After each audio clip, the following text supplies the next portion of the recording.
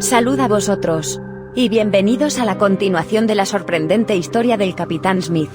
A quienes venís por primera vez a este canal, os recomiendo ver el video anterior, para que os pongáis al día acerca de cómo llegamos al villorrio de nombre desconocido en donde ocurrieron los hechos que vienen a continuación. Os garantizo una experiencia erótica y paranormal. Levantamos el campamento y continuamos nuestro camino a las 830 horas. Podíamos haber partido antes, pero el protocolo indicaba que era mejor llegar al pueblo con luz de día, y sin aparecer por sorpresa, para que los locales no pensaran que queríamos atacar cubiertos por la oscuridad. Después de todo, se suponía que esta era solo una misión de reconocimiento de rutina. No sabía que el camino iba a ser tan difícil, ni que nos iba a tomar más tiempo del que indicaba la mera distancia. Los vehículos cabían apenas en una carretera angosta, que estaba acompañado por un precipicio durante casi todo el trayecto. Esta información era nueva y mucho más importante que cualquier fenómeno sobrenatural. A las 1735 horas, llegamos al que parecía nuestro destino. Llamó nuestra atención encontrarnos con una muralla de unos 10 metros de alto, en la que una puerta de 2 hojas estaba parcialmente abierta. Pudimos comprobar desde relativamente lejos y a simple vista, que parte de ella parecía enterrada en el suelo, lo que revelaba que no se había cerrado en mucho tiempo. Esto era una buena señal, ya que indicaba que no había habido situaciones de combate recientes. El teniente y yo bajamos de nuestro Humvee y caminamos sin fusiles hasta la entrada. «As-salam aleikum», gritó el teniente. El saludo significa simplemente la paz sea con vosotros, pero en medio de un conflicto armado, es una declaración extremadamente importante. Esperamos unos momentos y una mujer anciana de aspecto respetable se acercó a nosotros. Esto era inusual, ya que no era común que fuera una mujer la que recibiera a extraños en un poblado tan apartado. Pues allí, sean talibanes o no, lo usual es que los hombres sean los que se encarguen de todas las interacciones importantes. Y se suele ocultar a las mujeres, incluso si son viejas. La dama solo llevaba cubierta la cabeza, lo que nos dio tranquilidad, ya que los talibanes rara vez permiten que sus mujeres muestren siquiera los ojos y, en general, las cubren con burkas. Además, podía verse su cabello tomado, lo que indicaba que se cubría simplemente del sol y no por razones religiosas. Nos miró un rato y el teniente comenzó a hablar en árabe. No es la lengua del país, pero dado que el Corán no puede ser traducido, en todos los países musulmanes es lengua franca. Hablamos su idioma, interrumpió la mujer en perfecto inglés, y el árabe no es nuestra lengua. Permitidnos la cortesía de usar vuestro lenguaje. Podéis venir junto con vuestros hombres. Sabemos que no queréis el mal para nosotras. Su inglés parecía casi sacado de una obra de Shakespeare, así que podíamos entenderle a la perfección. Resultaba vergonzoso que una mujer extranjera hablara nuestra lengua mejor que nosotros. Imaginé que esto tal vez se debía a que habían aprendido el idioma de misioneros de principios del siglo XX o incluso del siglo XIX. Era sorprendente que hubieran conservado su aprendizaje. Sabía que ya no había misioneros en el pueblo. Mi trabajo también incluía saber dónde estaba este tipo de personas. Los hombres bajaron de los vehículos, y nos acompañaron con sus fusiles al hombro y la punta hacia abajo. Tras el muro exterior, había un pueblo con casas de barro, y podía verse a varias mujeres que nos miraban con un mínimo de curiosidad. Había de todas las edades, desde algunas niñas que correteaban con la cabeza descubierta, hasta señoras mayores, pero que se veían menores que la anciana que nos guiaba. La ausencia de varones solo podía significar, pensábamos, dos cosas, o que los hombres se habían unido al talibán, o que habían sido exterminados por él mismo. En el segundo caso, sin embargo, las mujeres solían arrojarse a los pies de nuestro personal, implorando protección y comida. Siempre había algún niño pequeño al que le habían perdonado la vida, pero aquí no se veía ninguno. El hecho de que la mujer que nos guiaba hablara inglés, no permitía que comentara la situación con el teniente ni con el jefe. Tuvimos que limitarnos a seguirla hasta que llegó a un edificio algo más grande. «Por favor, esperad aquí», dijo por fin la señora y entró abriendo una añosa puerta de madera. Entonces el teniente, el jefe y yo pudimos expresar nuestras dudas. Si fueran mujeres talibanes, se hubieran cubierto el rostro ante nosotros. afirmó el jefe. Puede que sean yezidis, especuló el teniente. Es una religión propia de los kurdos, pero no hay muchos ni siquiera entre ellos. Son bastante más liberales que los islámicos. Las mujeres no cubren sus rostros ni su cabello. La anciana salió del edificio y nos invitó a entrar. La habitación era algo grande, como para ceremonias o algo semejante. Tras una mesa, había dos mujeres sentadas una a cada lado de una silla más grande y vacía. Parecían jueces en un estrado. Estas damas se veían muy jóvenes, de no más de unos 24 años. La anciana que nos había guiado se retiró por una puerta lateral. Las jóvenes eran ambas rubias, con un aspecto muy americano, como del Midwest. El jefe pareció especialmente impresionado al verlas, lo mismo que el teniente. Las mujeres eran bellas, pero no especialmente. Eran más bien del tipo vecina de al lado. Las damas preguntaron la razón de nuestra visita y, dado que también hablaban inglés, respondí que queríamos saber si el talibán había causado problemas en la zona. No era prudente decirles que queríamos saber si el pueblo en cuestión era un enclave del enemigo. La ausencia de varones bien podía significar que ellos estuviesen escondidos para tendernos una emboscada. Dos boinas verdes se quedaron fuera precisamente para repeler y avisar en caso de que eso pasara. De pronto fui yo el que cayó presa del más profundo asombro. Por la misma puerta por la que había salido la anciana, una mujer rubia, de grandes ojos azules, hizo su entrada y se sentó en la silla vacía del centro. Disculpad mi tardanza, caballeros. Os saludo. Estamos enteradas de la guerra que sostiene el talibán, pero estamos confiadas en que no se acercarán a esta remota zona de las montañas. Habéis comprobado lo escarpado del camino, y lo difícil que es llegar hasta aquí. Queremos seguir en paz con ellos y vosotros, dijo con la voz más dulce que había escuchado, y no era la primera vez que la oía. La mujer sentada delante de nosotros, y que parecía ser la líder, era idéntica a mi esposa en la época en que nos casamos, y su voz también sonaba igual. ¿Algo le perturba, capitán? Estas mujeres no solo hablaban perfecto inglés, sino que además reconocían los signos de nuestros rangos. No pensé que la coincidencia tuviera más relevancia que la aparición de los supuestos jinn de la noche anterior. Saqué la fotografía de mi esposa que llevaba en la billetera y se la alargué, explicándole de quién se trataba. El parecido es sin duda sorprendente, dijo sin mostrar la menor sorpresa. Tuve que contenerme de contarle que mi esposa había muerto luego del nacimiento de nuestro único hijo, que se encontraba viviendo en casa de sus abuelos, mientras yo completaba mi servicio. Si bien el pueblo no parecía hostil, sentía que revelar aquello era mostrar una debilidad demasiado profunda. En cambio, tanto para cambiar de tema como para cumplir mi misión, pregunté por la falta de hombres en el poblado. Pensé que en vuestra cultura se concedía independencia a las mujeres. Así es, pero en nuestra cultura aún necesitamos de hombres y mujeres para formar familias y que las mujeres puedan embarazarse. Es cierto, respondió la mujer, pero claramente no tenía la menor intención de disipar mis dudas. Somos personas sencillas, dijo otra de las mujeres tras la mesa, pero nos sentiríamos honradas de ofreceros una humilde cena y un lugar para pasar la noche, antes de que volváis a vuestros terribles deberes. Ya parecía poco probable que quisieran emboscarnos. Si hubieran aparecido hombres a atacarnos, se hubieran encontrado con que nos habían dejado a sus mujeres como rehenes. Para el talibán, si bien la mujer no puede tener ninguna participación política ni social, tiene el derecho de ser protegida incluso de la mirada de los extraños. Un derecho que a muchas no parece gustarles demasiado. Aceptar la hospitalidad de tribus o poblados amigables era parte de lo que yo llamaba diplomacia básica y no era solo una cortesía, sino que además una estrategia básica de relaciones culturales contenida en todos los manuales. Estaremos honrados, contesté y luego presenté al jefe, y a Habib por sus rangos y nombres. Un placer conoceros, dijo la dama que parecía liderar el grupo. Su manera de hablar se tornó idéntica a la de mi difunta esposa. Tuve que hacer un esfuerzo para contener mi emoción. Mi nombre es Villan, y estoy a cargo de este poblado, dijo esto sonriendo por primera vez y, al ver esa sonrisa, tuve que hacer acopio de toda mi fortaleza para contener las lágrimas. Era demasiado parecida a aquella sonrisa que nunca podré olvidar.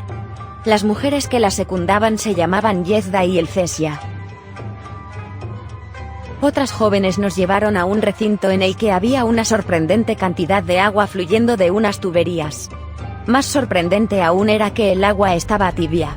Tenemos fuentes termales en la zona, explicó una joven de unos 18 años, lo hizo antes de que hiciéramos alguna pregunta. Los dejaré solos para que se preparen. Cuando quedamos a solas el teniente y el jefe Jefferson se me acercaron. Sucede algo muy extraño, Smith, comenzó el jefe. Al tratarme por mi apellido, el jefe me recordaba que teníamos el mismo rango y que mi mando era solo circunstancial, por tratarse de una misión de inteligencia.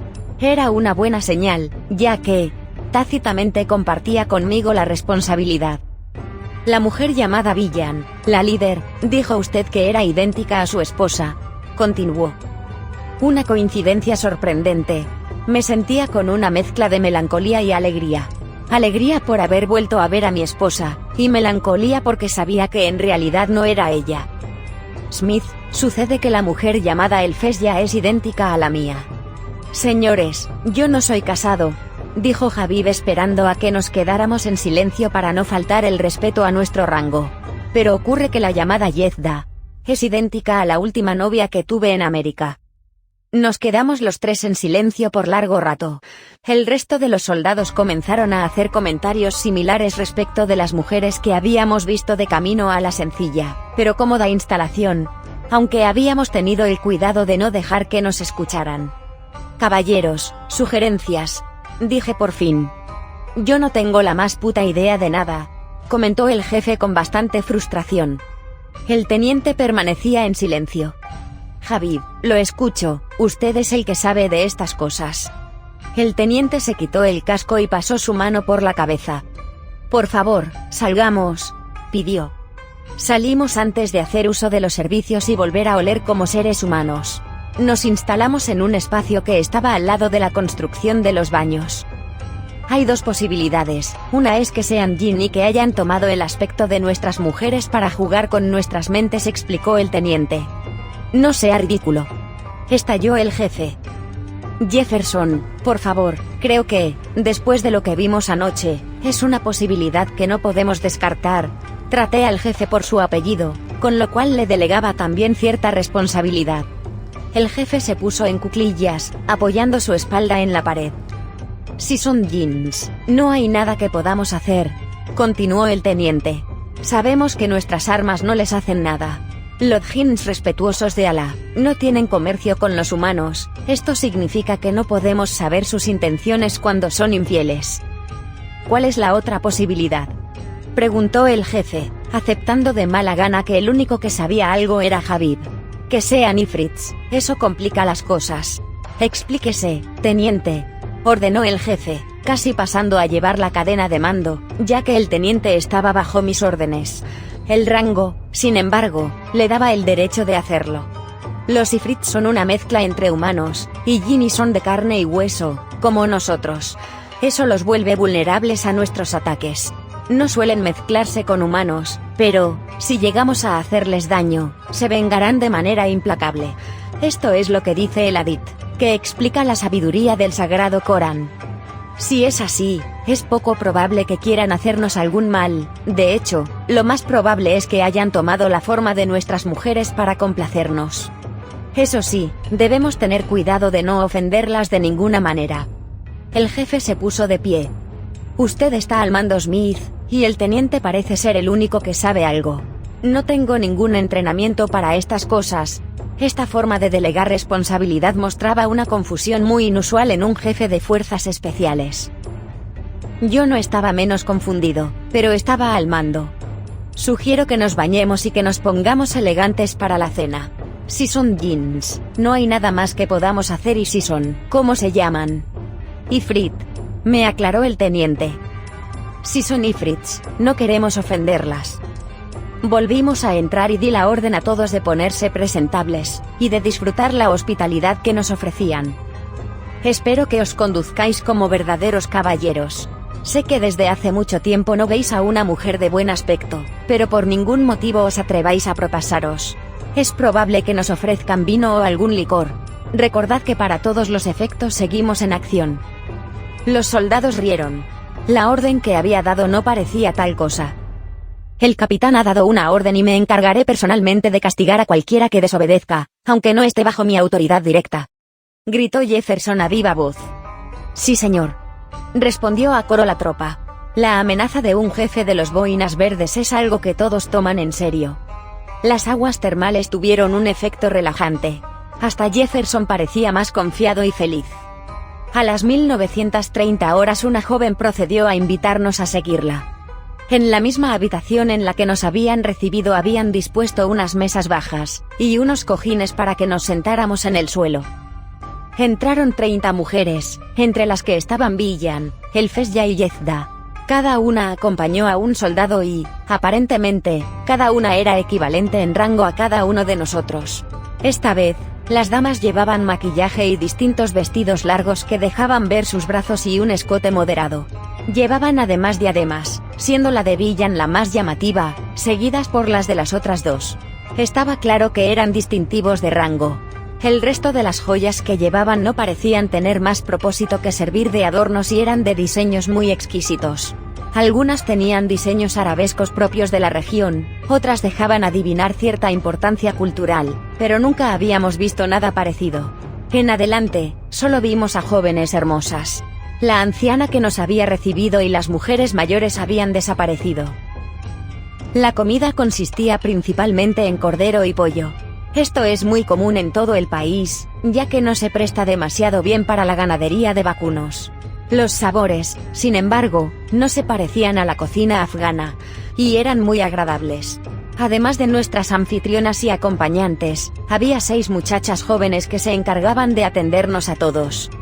También nos dieron vino tinto. Nunca he sido un experto en vinos, pero debo admitir que, al menos para mi rústico paladar, el vino parecía excelente. No podía evitarlo, pero cenar de esa manera con Villan me recordó mejores tiempos. Le conté de Shirley, de nuestro matrimonio, del niño que esperaba en casa de sus abuelos a que regresara su padre del servicio. Recibí a cambio la mirada más dulce de Villan y la más severa del jefe. Él era un hombre de fuerzas especiales, más alerta que yo, que era un simple oficial de inteligencia y no precisamente un espía, sino más bien un analista que se encargaba principalmente de ordenar información, por mucho que pudiera defenderme en combate. Acabada la cena, nos dejaron libres para pasear por el pueblo y algunas de las mujeres nos acompañaron. Villan fue conmigo. En un momento tomó mi mano, y apoyó su cabeza en mi hombro de una manera que recordaba demasiado bien. No pude evitar besarla y ella respondió a mi beso con una serie de pequeños gemidos, tal y como hacía mi esposa. Confieso que me abandoné a la situación, y que la llamé Shirley. A ella no pareció importarle, porque me llamó Jimmy. Llegamos a una casa de aspecto humilde por fuera y me invitó a pasar. Entramos a una sala de estar sencilla, pero no nos quedamos ahí, sino que pasamos a un dormitorio en el que nos esperaba una cama adoselada, de una suntuosidad que solo había visto en las películas. No soy un experto, pero me pareció que era del siglo XIX. El dosel era de madera y no de metal, como las que hacen hoy en día. Entonces se desnudó. Lo hizo simplemente bajando los tirantes del vestido, que cayó a sus pies. Salió delicadamente de él y se me acercó contoneándose lentamente. Yo estaba paralizado. Me quitó el cinturón con mi arma de servicio, lo que iba contra todo reglamento, pero no podía sino dejarme llevar. Luego procedió con el resto de mi ropa, con una habilidad sorprendente, ya que hasta para uno mismo es más difícil quitarse un uniforme de combate. Con un solo dedo hizo que cayera de espaldas en la cama. No quiero ofender la memoria de Shirley, pero debo decir que las aptitudes de Villan superaban con creces a las de mi difunta esposa, que no era precisamente torpe en estos menesteres.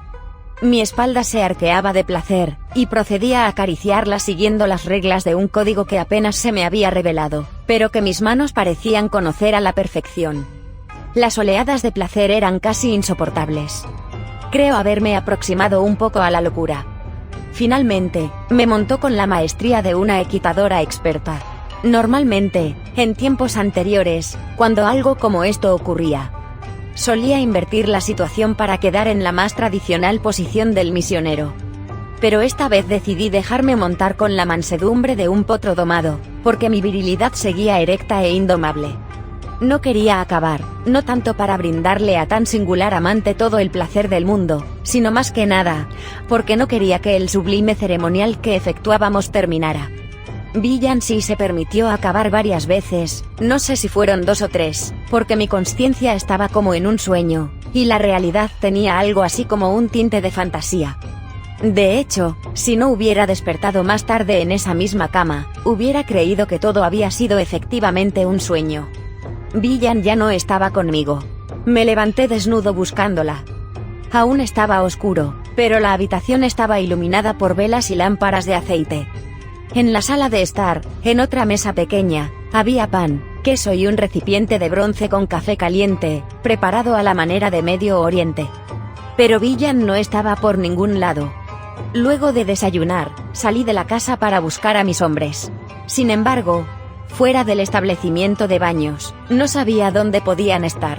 Después me enteraría que cada uno durmió con una mujer esa noche, todos menos uno. Hacía bastante tiempo que la orientación sexual del personal no era obstáculo para servir en las Fuerzas Armadas de los Estados Unidos. Vi a Jones caminando solo bajo la luna llena y, poco antes de que despuntara el alba, en vez de ir a su encuentro, por alguna razón decidí esconderme y vigilarlo. Tras él venía una de las jóvenes del pueblo. ¿No te ha complacido estar conmigo?, preguntó ella. No había estado con una chica en mucho tiempo, fue agradable, pero no es lo mío. No comprendo. Llamó mi atención que la chica haya estado realmente confundida. Era bastante claro a lo que el cabo se refería. Ella lo miró a los ojos por unos momentos. No puedo asegurarlo, pero creo que sus pupilas azules brillaron. Ya entendí, dijo la chica por fin. Se quitó el vestido de la misma forma en que lo había hecho Villan, pero con movimientos más bruscos. Comenzó a acercarse a Jones con paso decidido. Algo pareció salir de su entrepierna. No podía creer lo que veían mis ojos, pero era un miembro masculino. Sus senos se retiraron y su cabello comenzó a hacerse más corto. Cuando estuvo a unos pasos del cabo, era un hombre de tez oscura y grandes ojos negros. Había visto una metamorfosis impresionante ante mis propios ojos. No podía ver el rostro de Jones, pero claramente estaba aterrorizado, porque sacando un cuchillo de su bota, se lo clavó al ahora hombre, quien cayó al suelo a gatas. Entonces, para mi sorpresa, el hombre se transformó en un gigantesco gato, acaso una pantera, y se alejó de allí corriendo, mientras el cabo corría fuera del pueblo. Iba a llamarlo, pero sentí que alguien me tapaba la boca. No se le ocurra seguirlo, capitán. Era Habib. Teniente, pero mi subordinado no me dejó terminar. Señor, claramente estos seres son ifrit. Según el Hadith, no harán daño a nadie, a no ser que sufran daño ellos mismos. Tienen casi las mismas cualidades que los jinn, pero, al vivir en la misma dimensión que nosotros, sí son vulnerables. Si el ifrit al que apuñaló muere, no descansarán hasta obtener venganza. Si lucha usted contra los demás, iniciará una guerra. Lo mejor será que abandonemos el pueblo cuanto antes y mantengamos el conflicto como personal. Habib estaba desarmado y vestía solo los pantalones de su uniforme y su camiseta. Recupere su equipo y reúnase con todos los hombres en el establecimiento de baños. Sí, señor. Ordené por radio presentarse en el punto de reunión. Cuando llegué, casi todos los hombres estaban ahí, y el resto venía llegando. ¿Qué sucede, Smith?, preguntó el jefe. Dejaré que Habib lo explique. El teniente apareció poco después. Venía con paso rápido, pero no parecía especialmente apurado. Teniente, por favor, repita lo que me dijo hace unos momentos, ordené. Con todo respeto, capitán, pero, ¿a qué se refiere? A lo que me dijo hace apenas unos minutos. Perdone, capitán, pero no lo veía desde la cena de anoche. Estaba claro que no había sido Habib quien me había dado la información, pero no hice ningún comentario. En el mejor de los casos, el jefe Jefferson me hubiera tomado por loco y me hubiera relevado del mando. En el peor de los casos, tal vez me hubiera creído y no quería a un jefe de fuerzas especiales tomando la iniciativa. Lo más probable hubiera sido que ordenara a sus hombres volar todo el pueblo. Y sabía que aquello hubiera sido una catástrofe. Me limité a ordenar recoger el equipo y salir del lugar lo antes posible. Jefferson estaba bajo mi mando, pero, al tener el mismo rango y antigüedad, pudo haber consultado las razones de una orden tan abrupta al menos en privado o dentro del vehículo. No lo hizo. Tampoco preguntó nada en la zona verde, en donde estaban el mando y las instalaciones principales. Me alegra haber salido de ese burdel de demonios, fue su único comentario. El sargento informó que faltaba Jones. Le dije simplemente que lo encontraríamos en el camino. No sabía qué había sido de él. Como oficial al mando, no tenía la obligación de explicar nada, pero si no aparecía, sí iba a tener mucho que explicar. Había un solo camino fuera del pueblo y, si estaba vivo, tenía que estar en él. El descenso resultó incluso más lento y difícil que el ascenso. Yo no podía dejar de pensar en Villan. A pesar de cargar con el peso el mando, la experiencia de haber recuperado, aunque fuera por unos momentos a mi esposa, no me había dejado indiferente y, debí confesarme a mí mismo, que Villan había superado cualquier encuentro que había tenido con cualquier otra mujer anterior. Eran seres semidivinos o semidemoníacos, no podía esperar otra cosa. Imaginé que todo el personal debió tener experiencias semejantes.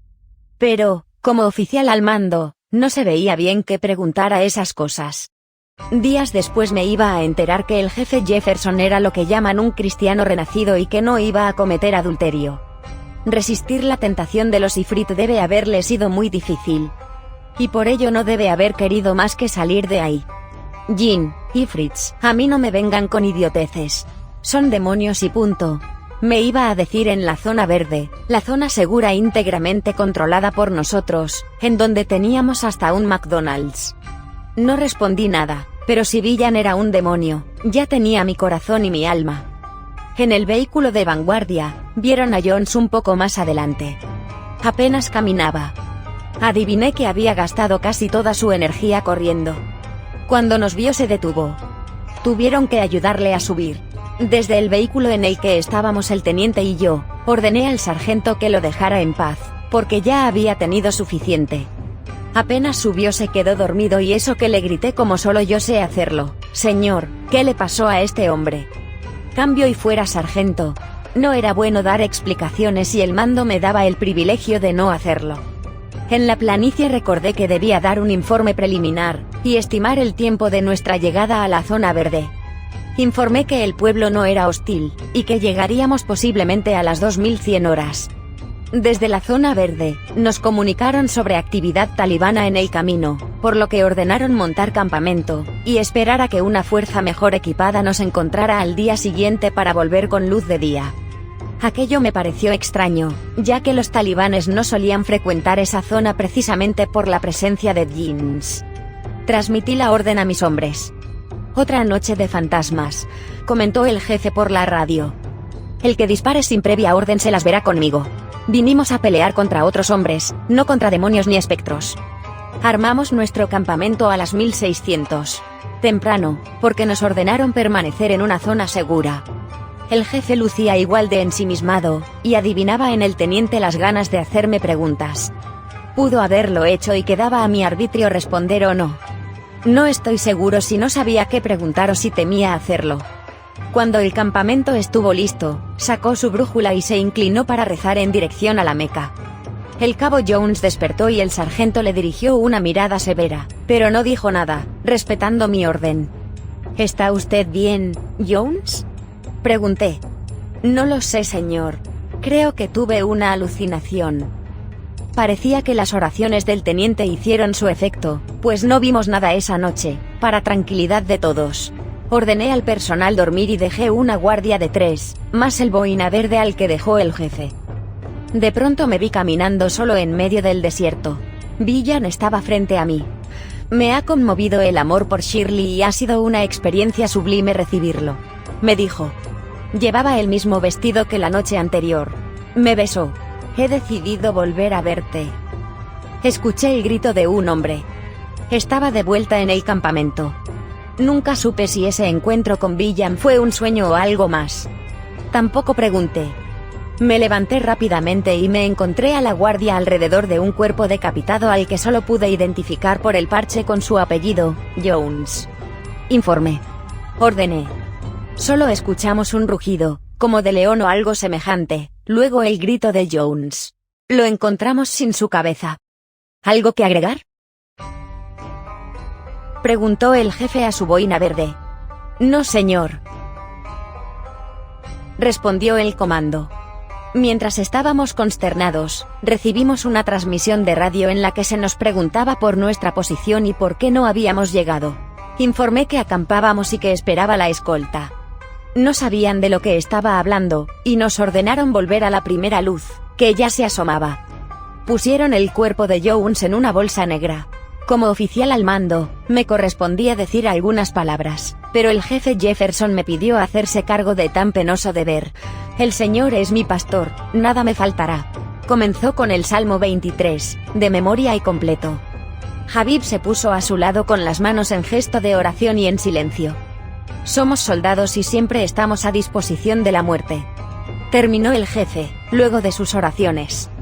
El teniente me pidió permiso para orar según su religión. No vi razón para no concederlo. Por supuesto que fue ininteligible, pero las partes en que cantó nos conmovieron a todos. No es contra esto contra lo que vinimos a pelear, pero solo Dios conoce y decide nuestro destino, dijo el jefe Jefferson, quien palmoteó el hombro de Habib en señal de confianza. Levantamos el campamento y volvimos. Fue un viaje silencioso. Una especie de cortejo fúnebre para el cuerpo decapitado de Jones. Fue difícil explicar la baja del cabo, pero dado que todos los informes coincidían, finalmente terminaron la investigación, al menos esa investigación. El examen del cuerpo mostraba que su cabeza había sido arrancada por los dientes de alguna bestia felina, pero ninguno de estos animales poblaba la zona en la que nos encontrábamos. Debido a las filmaciones del jefe, no pude evitar referirme a los jeans.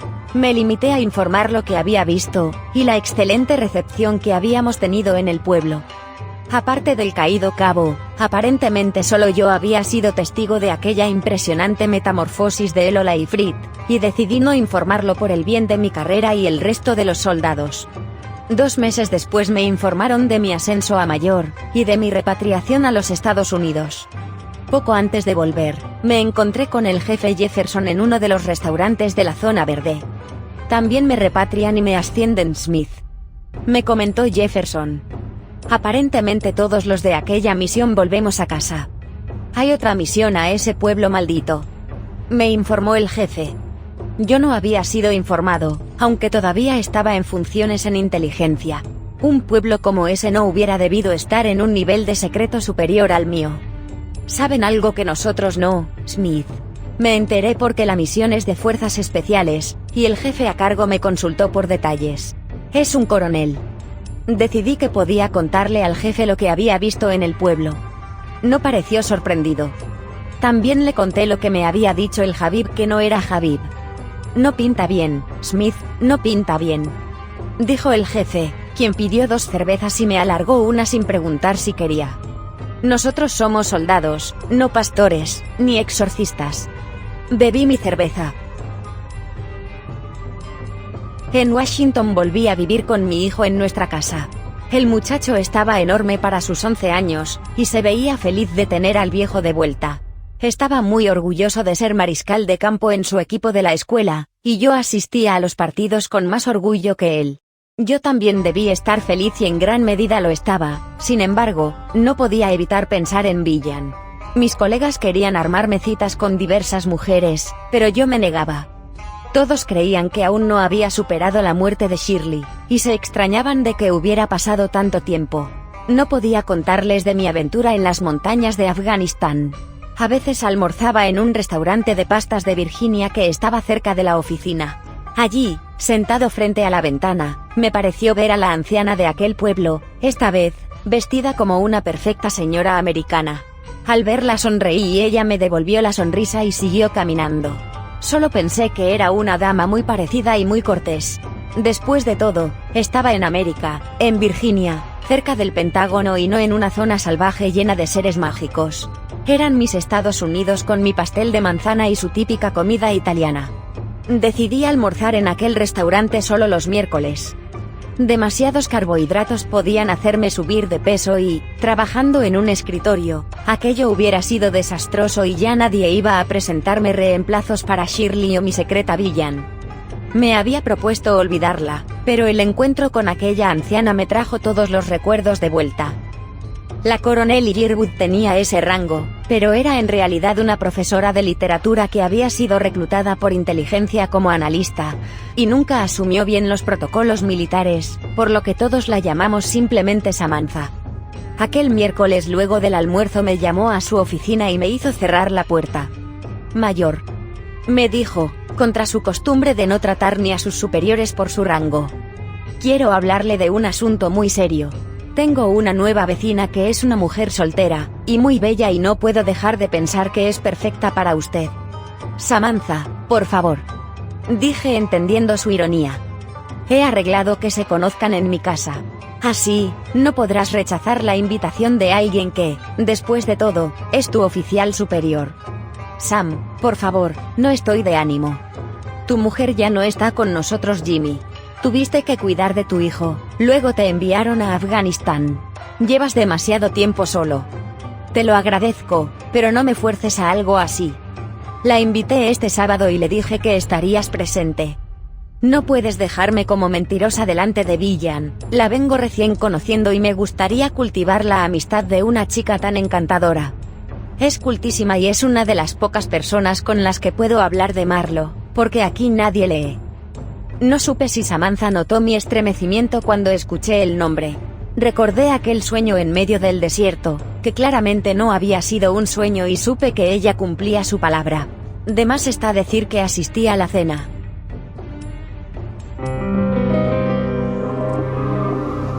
Me pregunto qué haría yo en el caso del mayor. Reencontrarme al mismo tiempo con un viejo amor perdido y un placer completamente nuevo. Bien podría valer arriesgar la vida, pero no puedo estar segura. Hasta ahora y desde muy joven, no he sido más que la depositaria de las experiencias más extravagantes de amigos, conocidos, parientes y completos extraños, pero jamás he tenido yo misma una experiencia de este tipo. A veces, me siento a salvo de los riesgos de ser testigo directa de cosas como esta, pero otras creo que se me ha cerrado la puerta a una dimensión llena de maravillas. No puedo saberlo. Espero que este video os haya gustado. Recordad suscribiros, dar like y contadme qué haríais en el lugar del mayor. Si tenéis alguna historia que queréis que relate, podéis dejarla en los comentarios o enviármela por WhatsApp o Telegram. Encontraréis los links en la descripción y también podéis acceder a Patreon, en donde dejaremos las transcripciones de nuestro material original de manera exclusiva para quienes quieran apoyarnos y darle vida a este pequeño proyecto. Como siempre, os dejo un beso paranormal.